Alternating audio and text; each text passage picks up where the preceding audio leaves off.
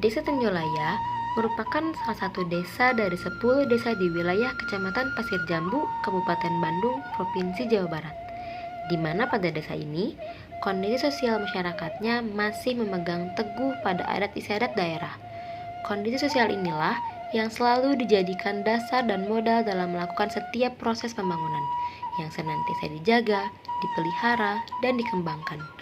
Demi mewujudkan masyarakat desa yang mandiri, sejahtera, dan berkeadilan sosial, maka penting bagi pemerintah desa untuk menyusun rencana pembangunan jangka menengah desa yang disingkat RPJMDes sebagai pola perencanaan pembangunan desa secara partisipatif.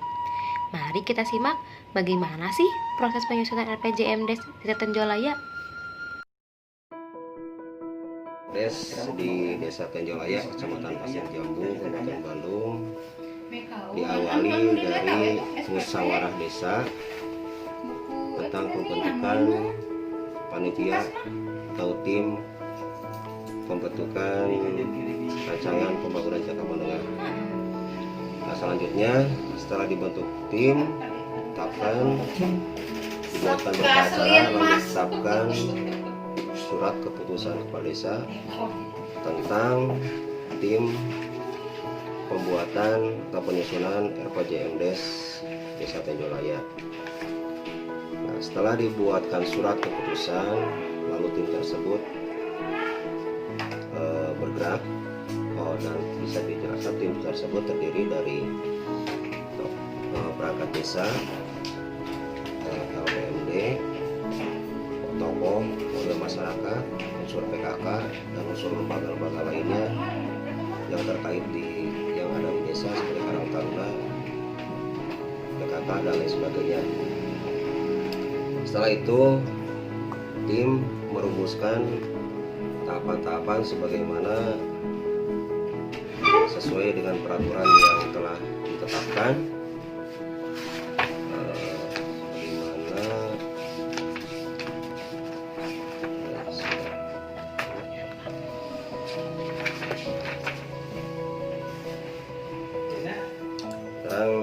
tim sebagaimana Peraturan Menteri Desa Nomor 17 Tahun 2011 tentang Perubahan Umum Pembangunan dan Pemberdayaan Masyarakat Desa tentang alur penyusunan RPJMDes. Lalu tim tersebut mengkaji keadaan desa dengan cara melaksanakan musyawarah di tiap RW untuk pengkajian potensi sumber daya alam serta aset-aset desa yang ada di wilayah tersebut.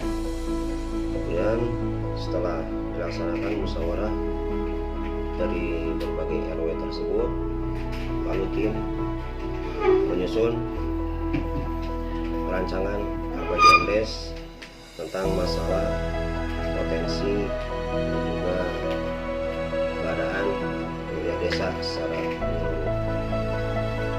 Setelah dibentuk, setelah disusun, lalu tim melaksanakan musyawarah desa lagi untuk membahas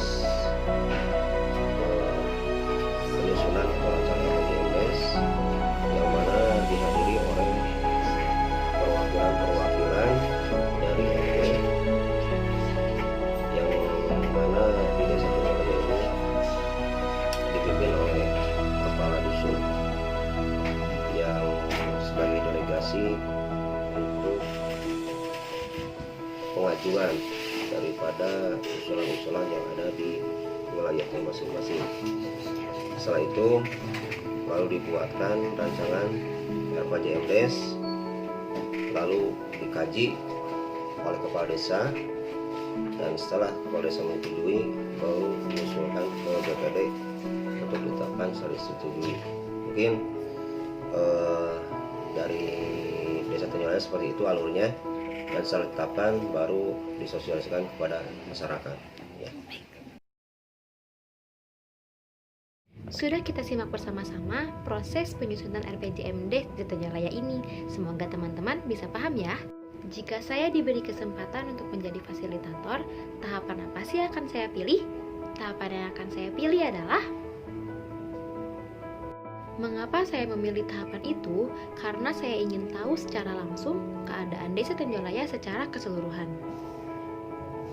Setelah saya terjun langsung ke lapangan, saya akan mengetahui keadaan masyarakat desa seperti ekonomi, sosial, budaya, dan sebagainya. Setelah saya mengetahui berbagai hal tersebut, bersama dengan pemerintah desa, hal yang akan dilakukan selanjutnya adalah mengenali masalah-masalah yang dihadapi oleh masyarakat desa, potensi dan pendayagunaan sumber daya desa, serta alternatif gagasan yang diperlukan untuk menyelesaikan masalah dan mengembangkan potensi yang ada di desa.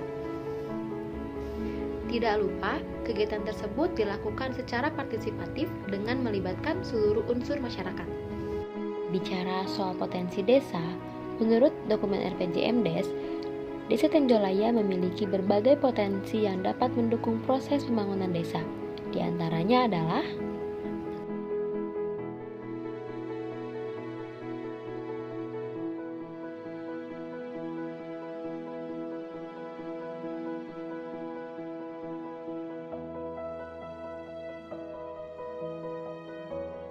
menurut dokumen RPJMDes Desa Tenjolaya, selain potensi yang dimiliki, ada juga berbagai masalah yang tengah dihadapi.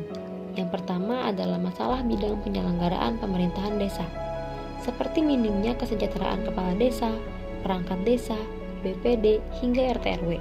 Lalu masih minimnya sarana dan prasarana operasional perkantoran dan ruang perangkat desa dan ruang pelayanan masyarakat.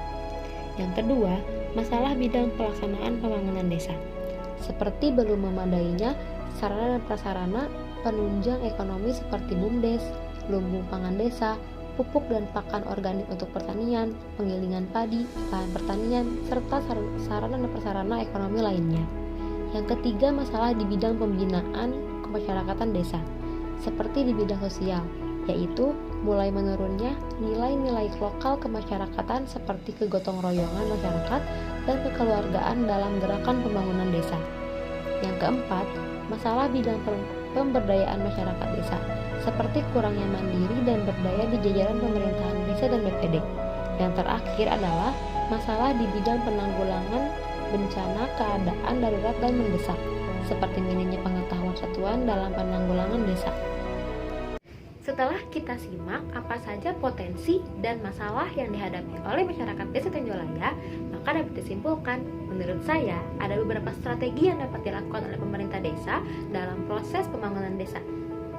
Yang pertama, pemerintah desa dapat menyelenggarakan berbagai kegiatan kemasyarakatan, seperti kerja bakti atau kegiatan kemasyarakatan lainnya, demi menciptakan rasa kekeluargaan masyarakat desa dalam gerakan pembangunan desa. Selanjutnya, pemerintah desa dapat meningkatkan jumlah penggilingan padi, lumbung padi, dan alat pendukung pertanian lainnya. Karena Desa Tenjolaya memiliki 7 lokasi lahan pesawahan yang dimana apabila seluruh alat pendukung pertanian tersebut telah terpenuhi, maka dapat membantu meningkatkan ekonomi masyarakat Desa Tenjolaya. Mungkin sekian yang dapat saya sampaikan dalam video ini. Semoga video ini bermanfaat bagi kita semua. Terima kasih kepada teman-teman yang sudah menonton. Bye!